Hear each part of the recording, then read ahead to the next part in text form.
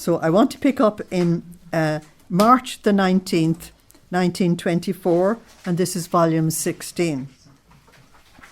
We're going to read some incredibly important passages, and this one, give it a heading, The Passport of Light. The Passport of Light. So the introduction to this is that the light of the divine will contains the all-seeingness, and this is the passport to penetrate everywhere. So this is actually terribly important. Luisa said, I was fusing myself in the immense sea of the divine volition, and my sweet Jesus came out from within my interior in the act of blessing me.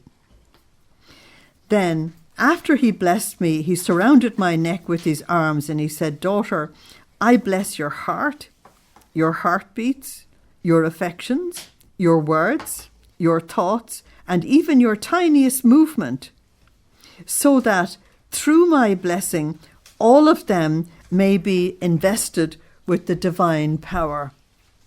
Now, try and take on board what I've just read.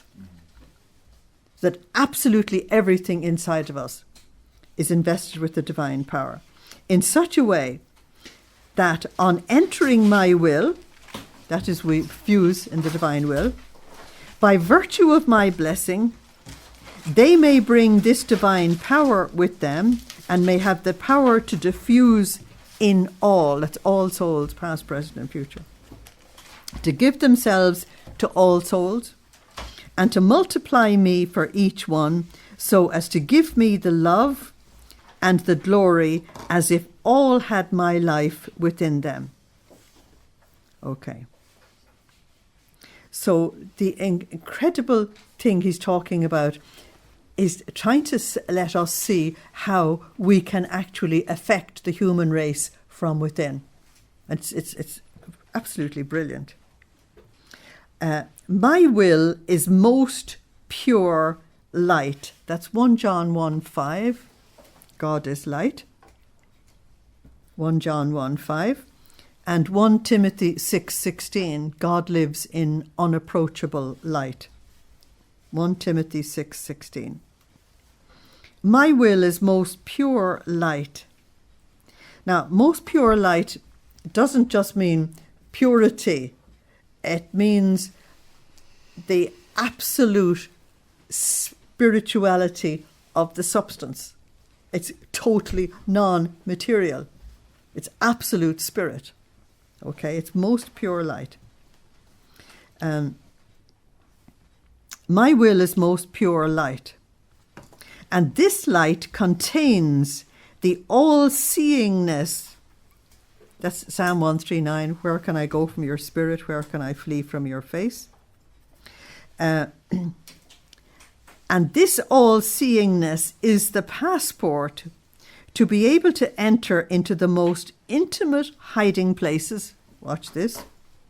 The most secret fibers, the abyss of depths, and the space of the highest heights. In other words, if you're having to deal with something evil, that most pure light can go right into the centre of it.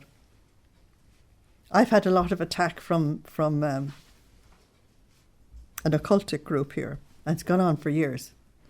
And it's only recently I learned how to actually deal with it. And it is to fuse in the divine will and to enter into him and to take the shafts of light that are needed for every one of those souls and to put those shafts of light into their souls to dispel their darkness. See, that's going into the depths of their darkness and taking the shafts of God's light.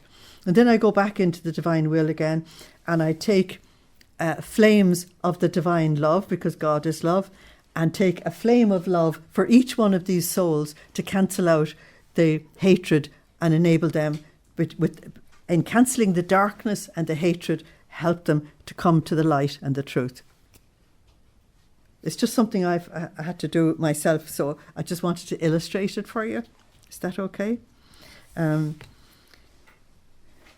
And when I started doing this, I do it every night now.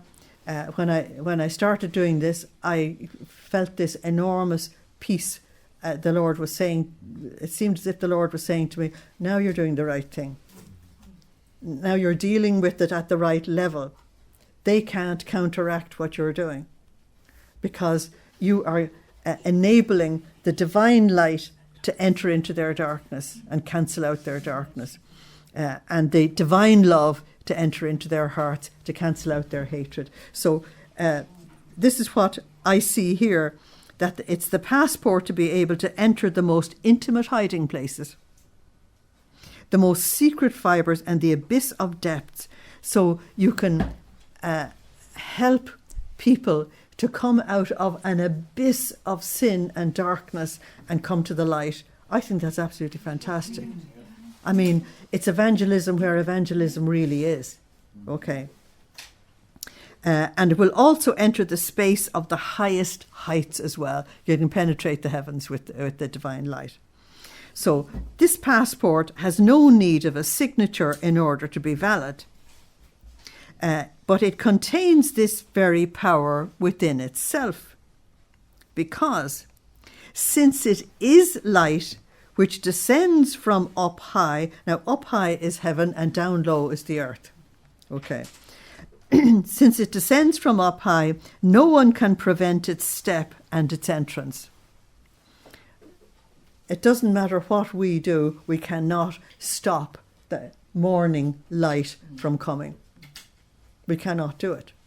The light is all pervasive. And I mean, if you blocked all of this house, it's everywhere else.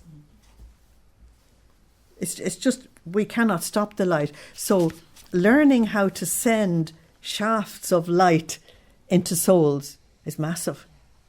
Okay? Because they can't stop it. They don't even know it's coming. And you send flames of divine love into souls, they can't stop it. Even if they wanted to, they couldn't stop it because they can't see it coming. And so the Lord is saying, I don't need permission. I just think this is plain brilliant, you know. This passport has no need of a signature in order to be valid. It contains this very power within itself. Because since it is light which descends from up high, which is heaven, no one can prevent its step and its entrance. And besides, it is king of everything. The divine will is what is the source of everything. If you, I can write this down because it's not in the book you're looking at. Volume 11, May the 5th, 1916. Write it on your page, this page here. Okay. So it's volume 11, and it's May the 5th, so that's 05, and it's 1916. Why do I want you to write that down? Because you'll read the words, the Father himself is the divine will. That's where you'll read those words. The Father himself is the divine will. And what you're reading here... What you're reading here is that the divine will is light. So you're bringing God himself into these souls. I think that's fantastic. I think that's absolutely fantastic. So, therefore, the divine will and this divine light is king naturally. He's Lord. He's king of everything, and it holds dominion everywhere as creator and Lord. Therefore, watch this now. Place your thoughts, your words, your heartbeats, your pains, your whole being in circulation within my will. Now we need to actually action that. And there's just a time every day when I do it, and that is I'm in bed.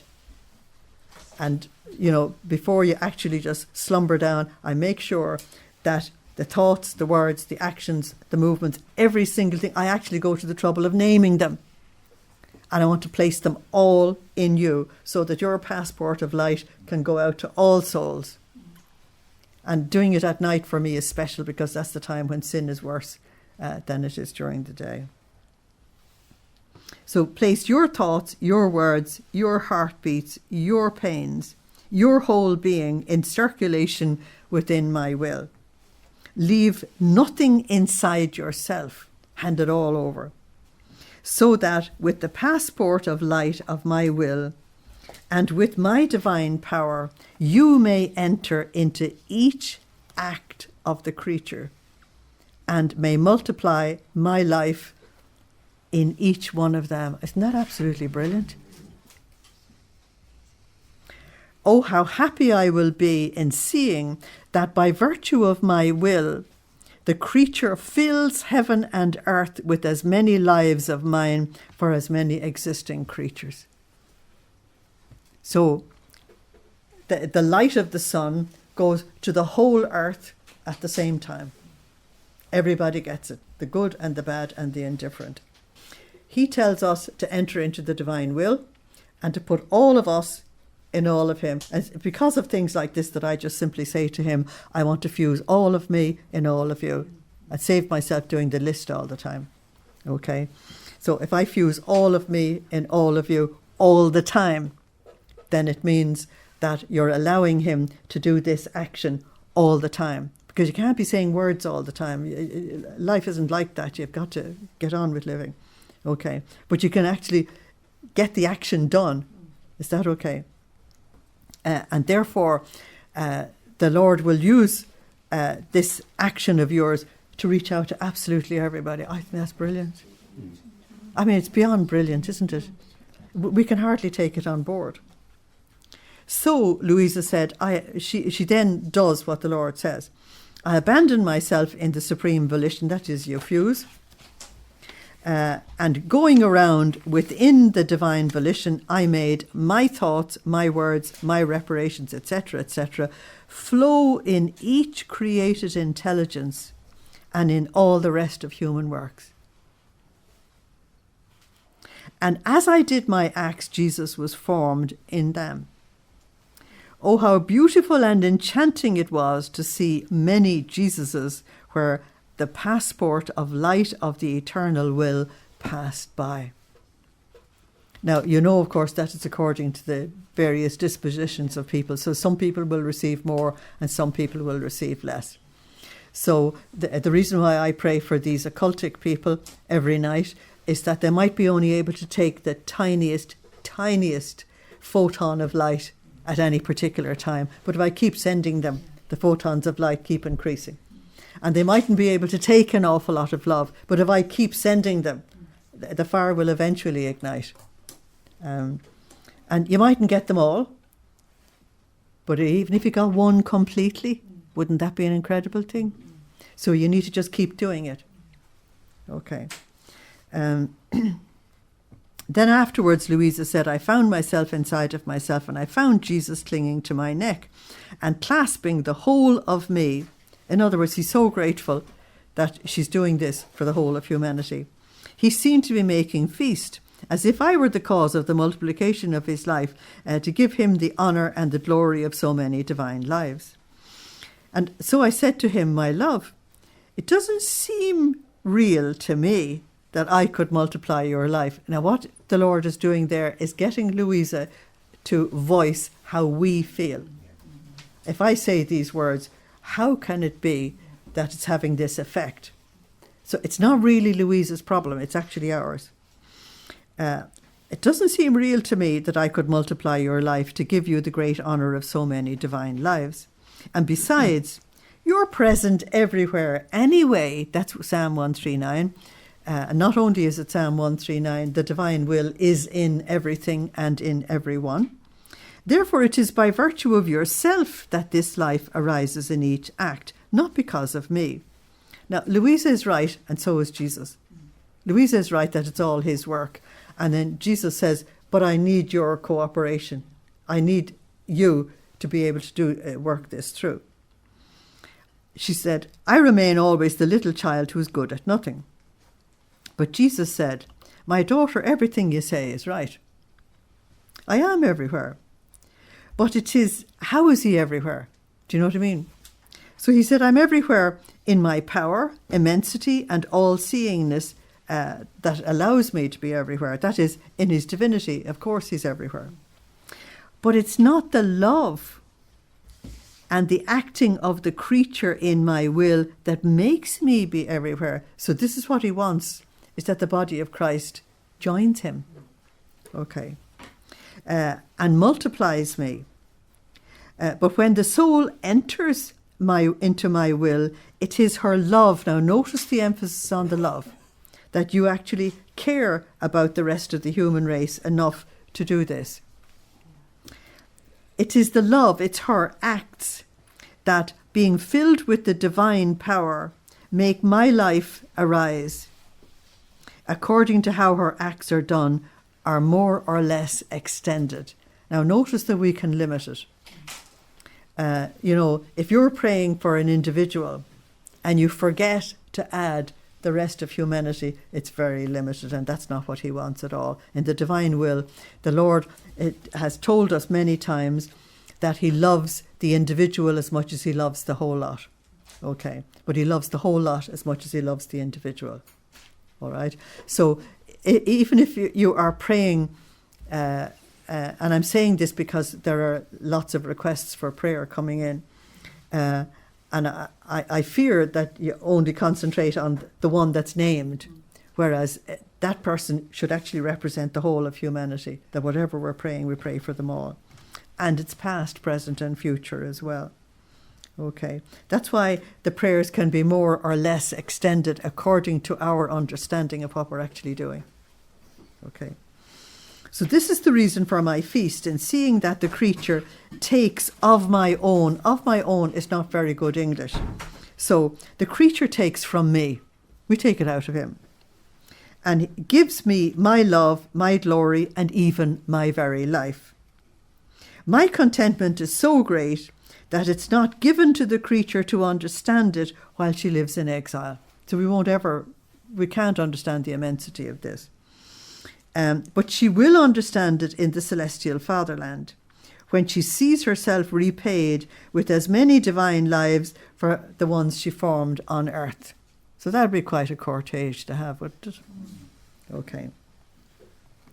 So that's a massive piece, and it's something that needs to be put into action, more than anything else. So March the 22nd, 1924. The necessity to write everything, because only the Lord knows what he's trying to communicate, and something that Luisa thinks may not be important because of where she's at, she doesn't realise can make all the difference to somebody trying to get on their feet. So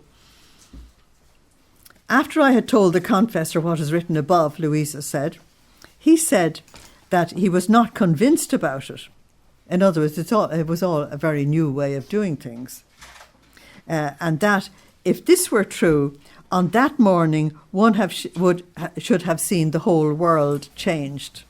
Now, the mistake that the priest is making is that I've just said, according to Luisa, that this prayer enters into all hearts, and the priest said, magic, it should change all hearts. But I said, no.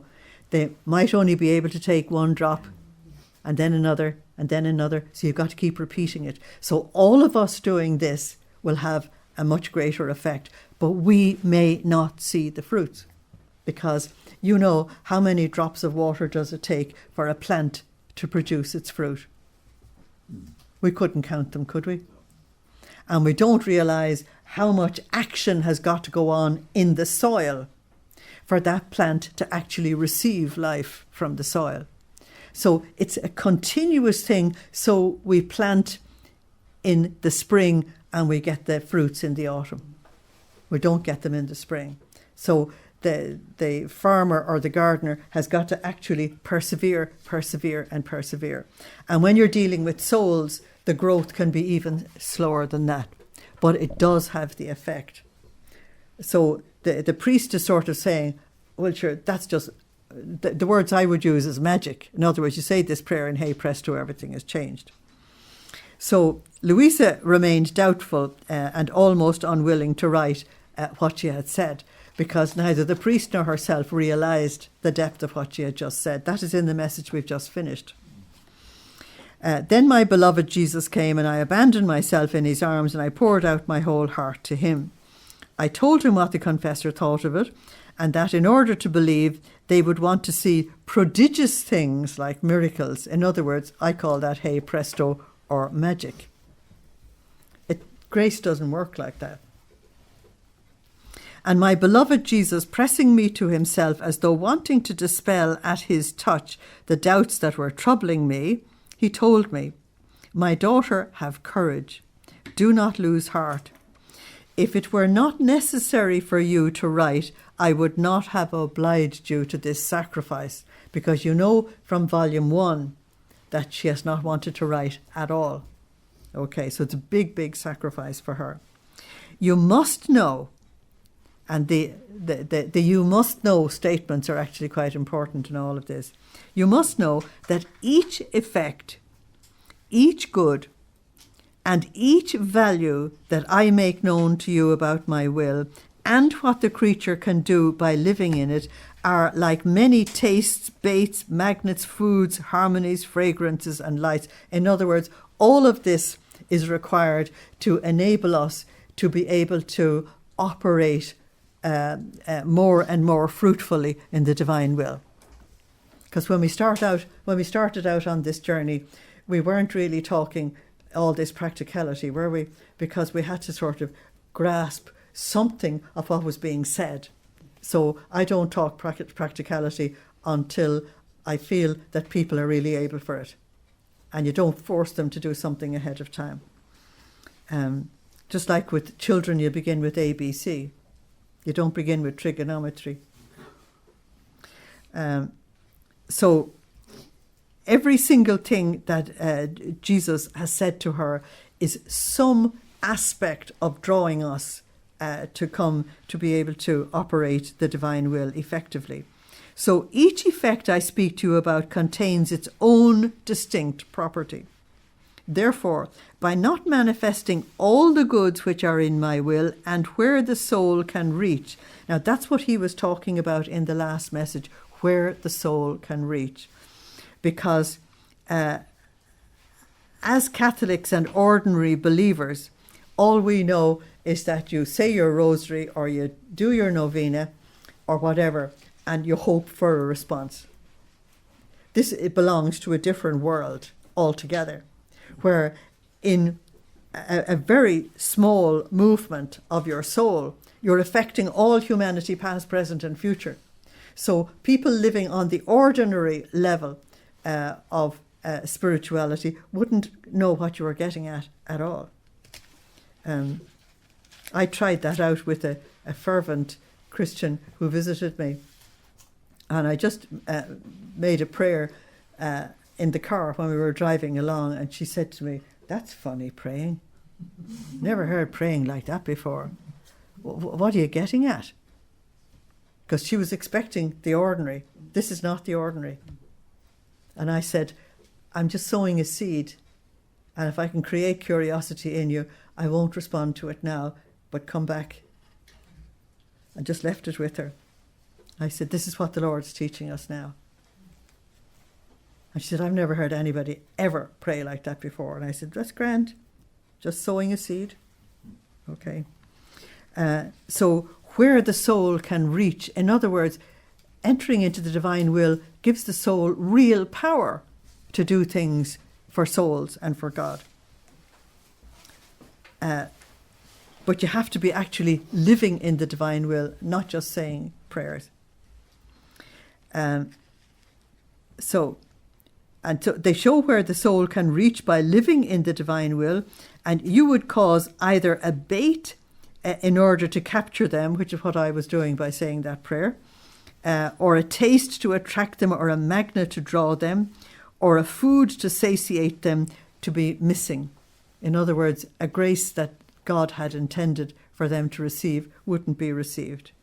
So the perfect harmony, the pleasure of the fragrances, the light to guide them would be lacking. And not finding all possible goods, that is, not knowing them, they would not have the great yearnings to rise above all other things. Now, that's what's been happening to us as we've journeyed through these volumes, that the desire to move in this direction becomes greater and greater. And the desire to pray like this becomes greater and greater. The desire to understand it more becomes greater and greater. And that's what gets you on your feet. And that's why he talks about the necessity of the knowledge, that we need to understand it. So if they don't know them, they wouldn't have the great yearning to rise above all things in order to live in the divine will. Okay. So, and besides, do not worry about what you were told. My mother also contained my will as life, and yet the world continued in its course of evil. While we reach out to all souls, not all souls will be reached, simply because some are closed off, some are dead. Okay, and so at any particular moment, it's according to the disposition of souls. Okay. In nothing did it appear to be changed. Really colour the word appear. Because during the lifetime of our Blessed Mother, someone could have said to her, what use is it to the rest of us that you were born immaculate? All you're doing is you're living in that little house by yourself. You're minding your own little kitchen garden. You're minding your own little house and you're looking after your own little son. Of what use is that to us? You see, externally it didn't appear, and yet she changed all history. So externally it mightn't appear to us either that anything is happening, and yet it is. Is that okay? Not one external miracle came from her. And yet what she did not do in the low world that's on the earth, she did in heaven with her Creator. By her continuous living in the divine will, she formed the place within herself. Now notice the space, that you enter into this space, and it's this space, this world within us, that we have to give God. I spoke about that at Mary's Hill. That we've got to give God the space to work in this void. Okay. So she formed the space within herself in order to draw the Word to become incarnate upon the earth. So she changed the destiny of mankind. So externally, her neighbours couldn't see any difference between her and everybody else. She was just a very nice lady. Okay. Internally, everything was different. So we have to understand that as far as the world is concerned, and even the people you're living with, they might call you a nice lady or a nice gentleman, but they won't understand at all what God is doing with you. And that's actually your safety. That's actually your safety. But she changed the destiny of mankind. She performed the greatest of miracles, which no one else had done or ever will do. She had a unique miracle, and it was to transport heaven upon the earth. Isn't that fantastic? So she was to bring heaven down to the earth to the point where the second person of the Blessed Trinity actually became man on the earth. For one who must do the greatest things, it's not necessary to do the lesser. Now, I think you should put VIP about 10 feet high on that one. Why? Because we're inclined to stay with the lesser things that we know and we're familiar with, instead of leaving the lesser things behind us and going only for the greater. But we find that very difficult. In life there is good, better and best. Isn't that right? Now the enemy of the good is the better. Or the enemy of the better is the good, I should say. I said it backwards, didn't I? Because a person who is at the stage of the good won't want to let that go, because I am better than other people. And so they may refuse to go on to the next stage.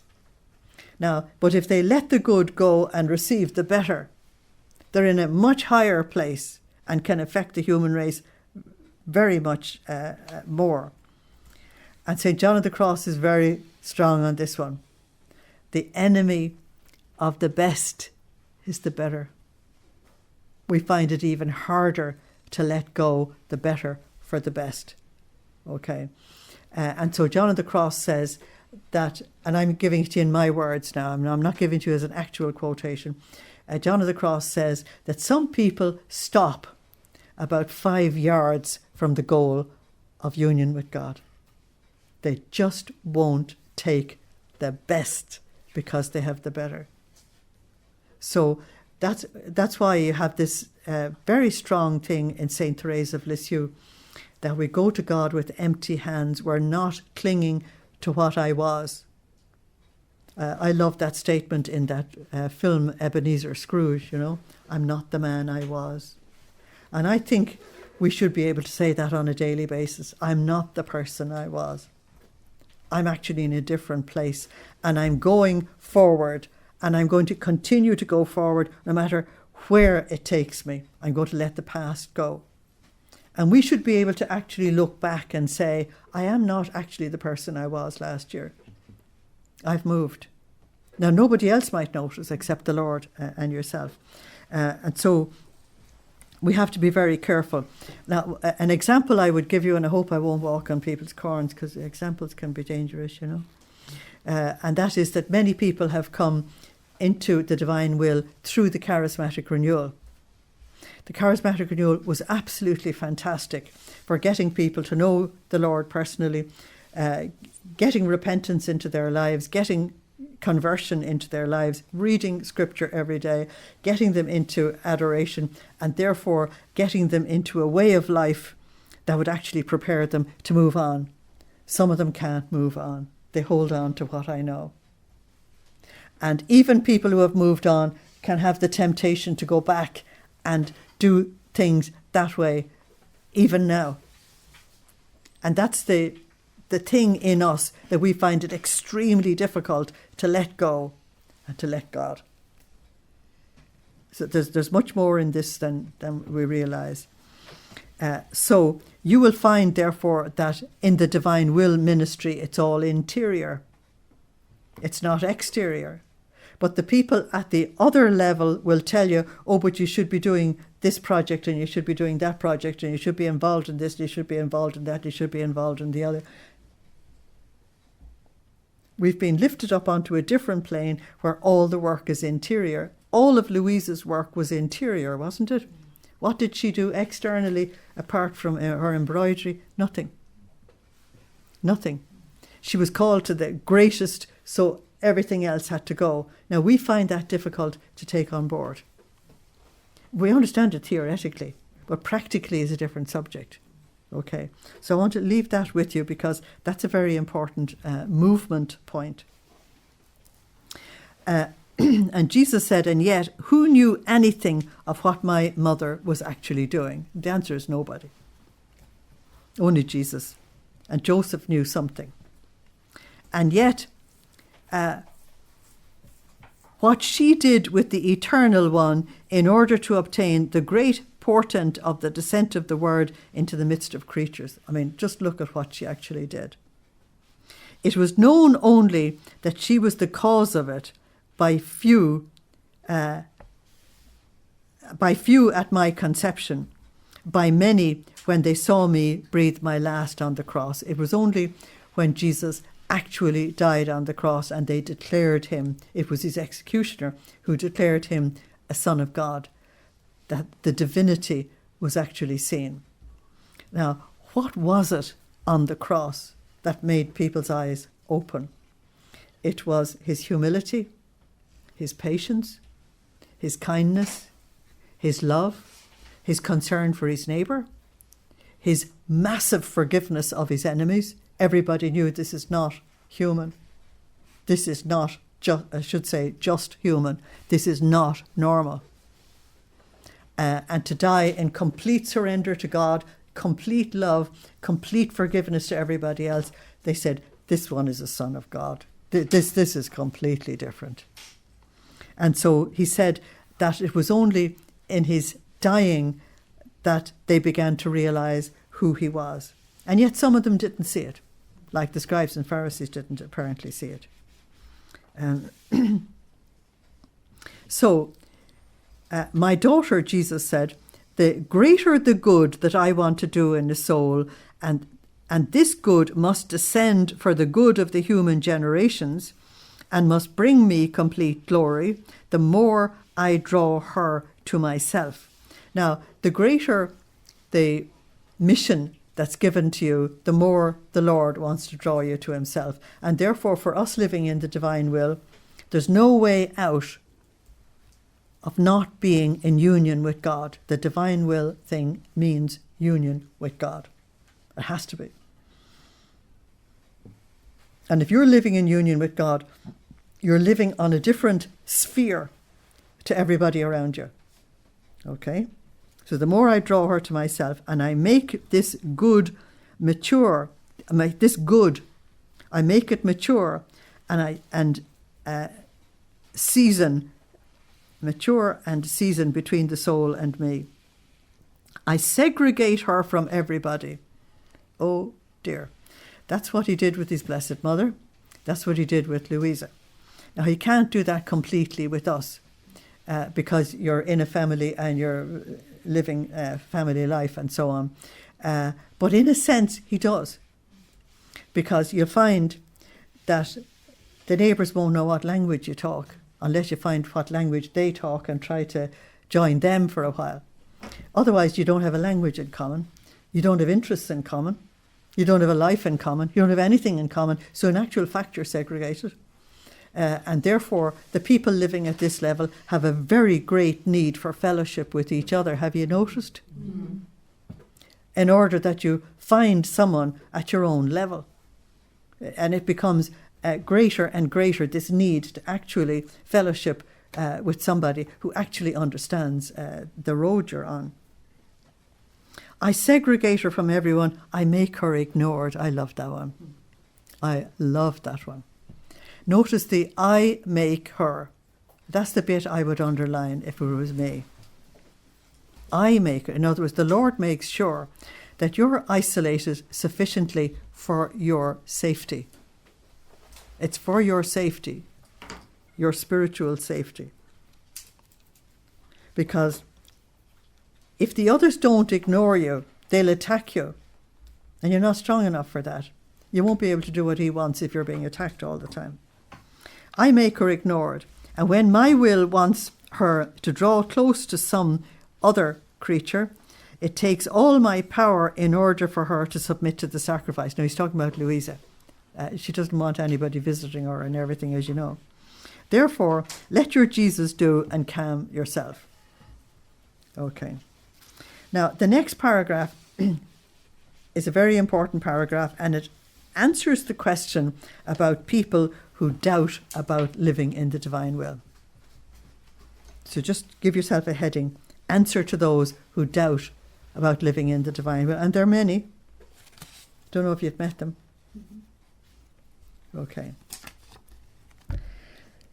So Luisa said, my Jesus, they are right. They are the priests who are very doubtful about what Luisa is talking about. They say that they see no evidence, they see no positive good, and this is all just words. That's a most wonderful, wonderful statement, because that is exactly what the unbelievers will say. It's all words. Or as they say in Ireland, it's all mouth. You know, it's all just words. And she said, I don't really want anything.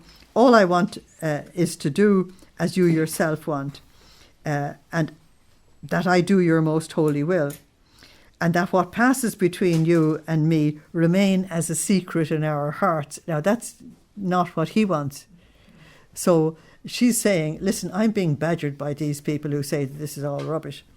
And then I'm being badgered by you saying I have to do it. So I'm opting for your side. You know, can we just keep this quiet? Can we keep it secret?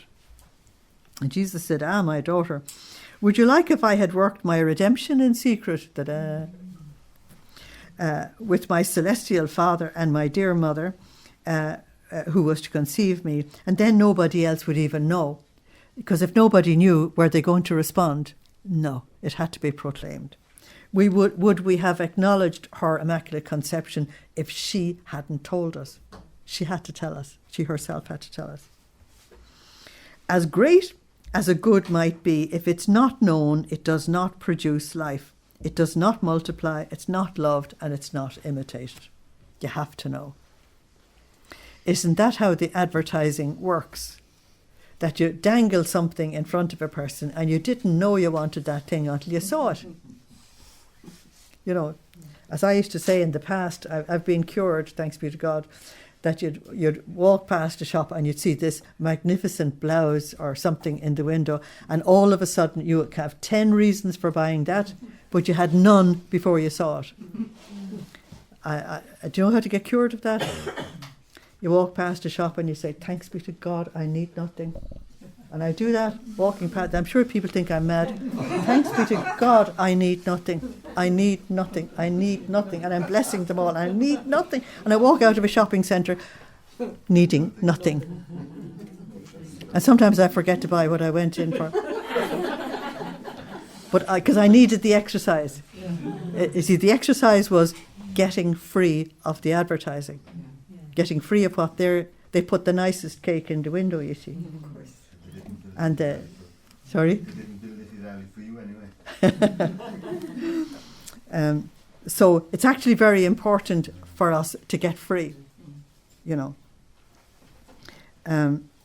But if redemption hadn't been proclaimed to us, we wouldn't be Christian. If Patrick never came to Ireland, we wouldn't have been a Christian country. If the apostles hadn't gone out and proclaimed the word, nothing would have happened. They had to go. The church, it's an official teaching of the church that the church exists to evangelize. That is, to spread the good news. So if they had not known, then nothing would have happened. So my redemption would have been without any effect on creatures. My daughter, let them talk and let me do. I love that. How about that for a divine response to the naysayers? Isn't that fantastic? Let them talk and let me do. Do not be concerned, but do everything that I did while being on the earth, both internal and external, which of course is not yet known to the church, nor has it received its full and desired fruit, especially in my hidden life. You see, Luisa is the first, so how could anybody know? Creatures knew almost nothing of all that I did, and yet it served in an admirable and prodigious way before my Divine Father in order to prepare and mature the fruit of redemption. So he's talking about all the years in Nazareth. Okay. And of course, the hours of the Passion give you an insight into that and all the other passages in Luisa's writings. However, on the outside, so first of all, we had it with Blessed Mother, that on the outside, as far as the world was concerned, she was just living a normal life.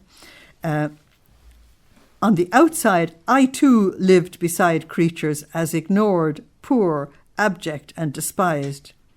But this meant nothing because before my Father, I was who I was. This is terribly important. So, in the divine will, we get completely free of other people's opinions. It actually doesn't matter. And you completely disarm them if somebody says, but you're a nobody. I say, you're dead right. And they don't know what to do then, because their desire to put you down didn't work because you were already down. They've no power to get at you. But in the eyes of God, you are who you are in the divine will. That's fantastic. It's absolutely fantastic. Before my Father, I was who I was, and in my interior works, opened seas of light, grace, peace, forgiveness between heaven and earth. This is what was actually going on. And that's why he's trying to show us how to have this extraordinary ministry between heaven and earth as well. The fact that he would invite little creatures like us to participate at all, I think is beyond amazing. My interest, he said, was to open heaven. So, what we've got to do is ask ourselves, in a way, I'm helping you to meditate on this. My question is that we must ask ourselves, what is my interest in all of this? Jesus said, my interest was to open heaven. So if I am participating in this divine life, what is my interest? What do I have to do? Each one of us has to respond to that. And the more clear you are as to what you actually want to accomplish, the more you will accomplish it. That's like saying, if I would like to be a pilot, if my interest was in flying, then I will apply for training. Then I will go through the training. Then I will go through the testing and I'll do it. But if I have no interest in it, I won't go down that direction. So I have to know, what is it? Where do you want to put your energy? And the more clearly we can answer that, the better, because you will grow much faster. So my interest was to open heaven, which had been closed for centuries. I love the centuries, you'd have to say millennia, for the good of the earth, and that my Father would look with love upon creatures. Now look at that statement, that my Father would look with love. Now when you read the Old Testament, you're reading the time that is usually called the time of wrath or the time of justice. So God was dealing with people in justice. In the New Testament, Jesus brought the fact that God would deal with us in love. The covenant of Moses was a covenant of justice, so you get the blessings and the curses of the covenant. You come to the covenant of Jesus and it's all love. And knowing the Gentiles, as he did, he didn't put any conditions. I think that's very interesting, don't you? He was able to give lots of conditions to the Jewish people for the covenant of Moses, and they signed up. But you couldn't get a Gentile to sign up. So he gave us an unconditional covenant. We don't seem to realise what he actually did. So I wanted to open heaven, and that my Father would look with love upon creatures. So looking with love was therefore the New Testament era being opened. Just write New Testament era beside that. Once this was done, the rest would come by itself. In other words, the whole machinery would go into action.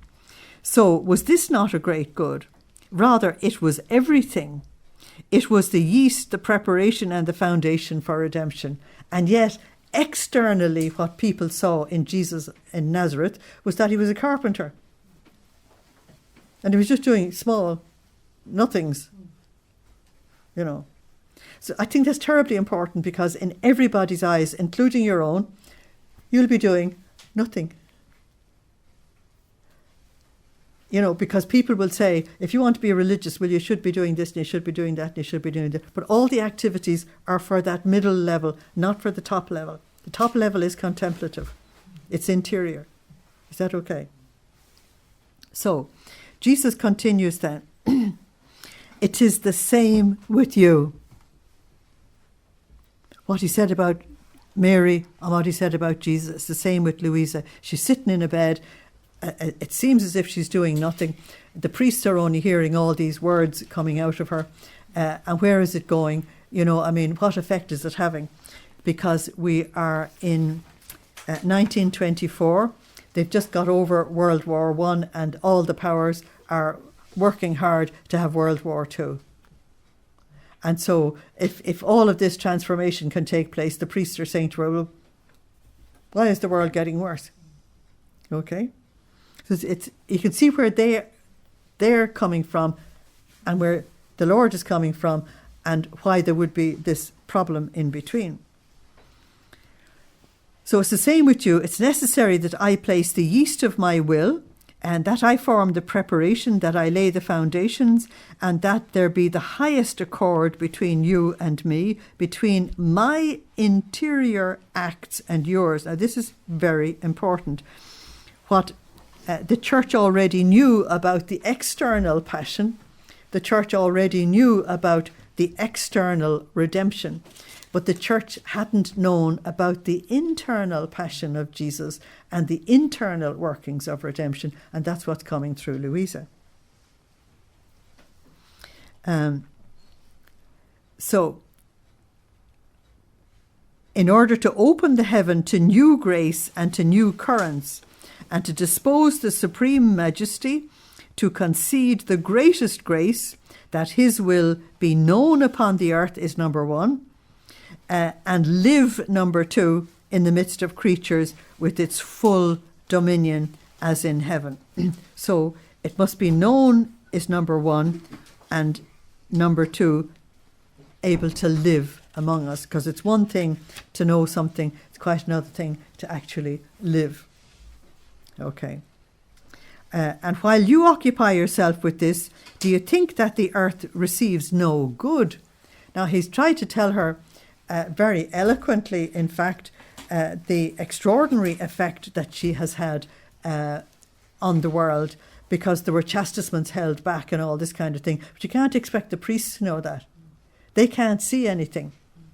And they don't know that it's sort of this amount of chastisement was organised and you only got this amount. They can't see that. That's only seen from heaven. And so you can understand that the priests think that there's nothing practical coming out of this.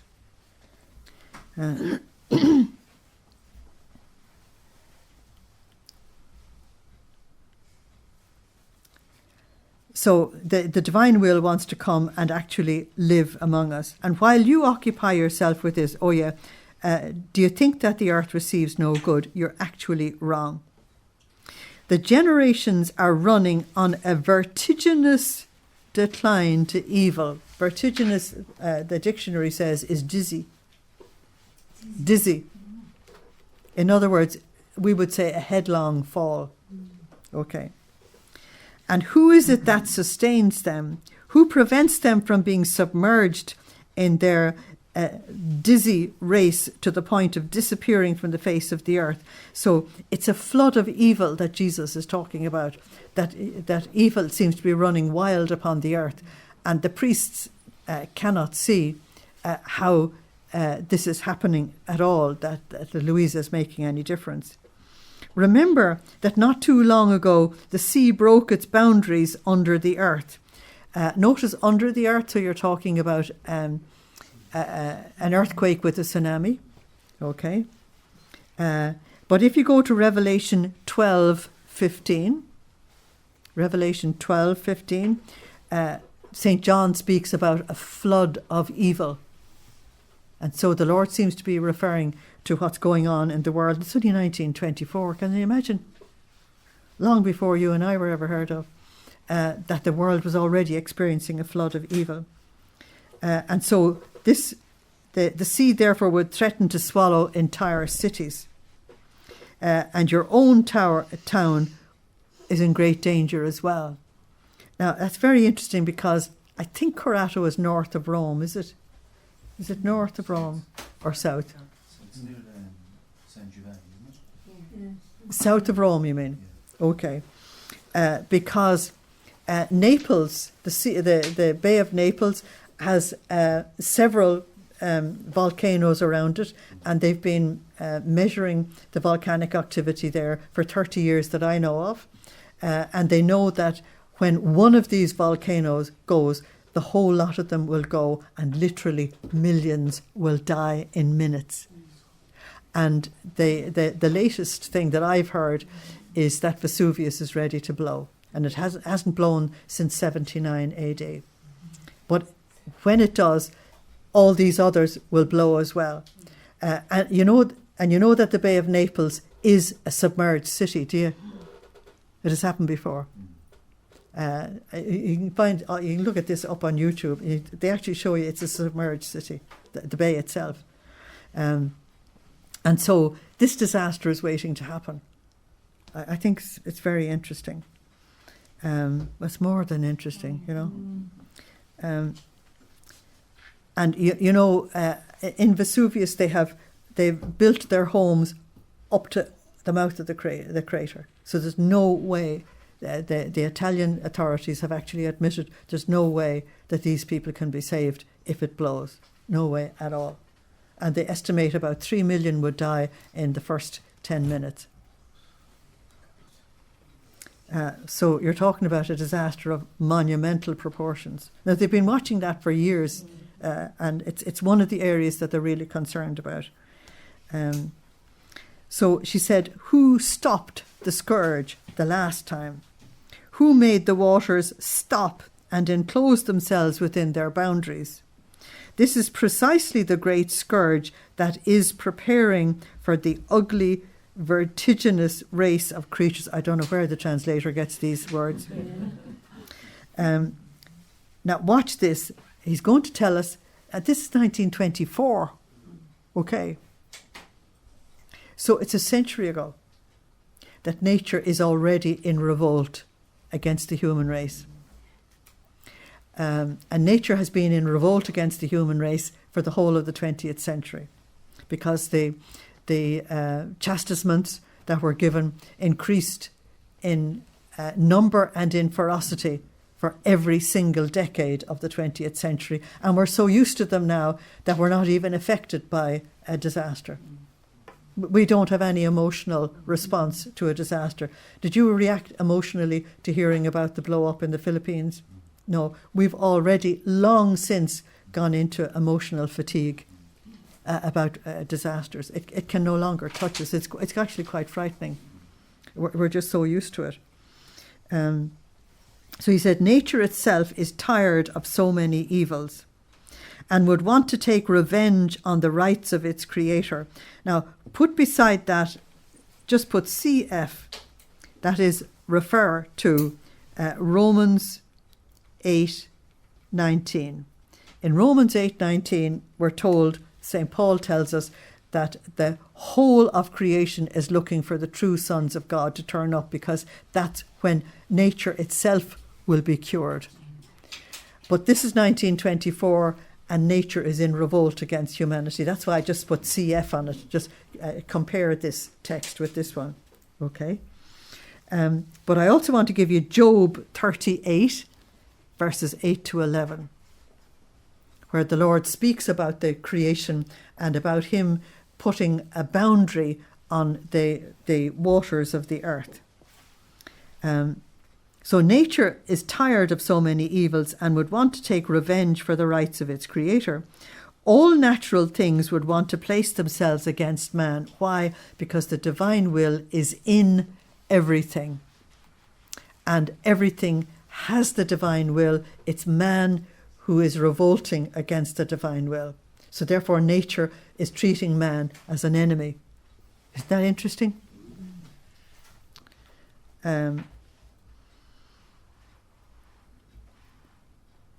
So nature would want to take revenge for the rights of the creator.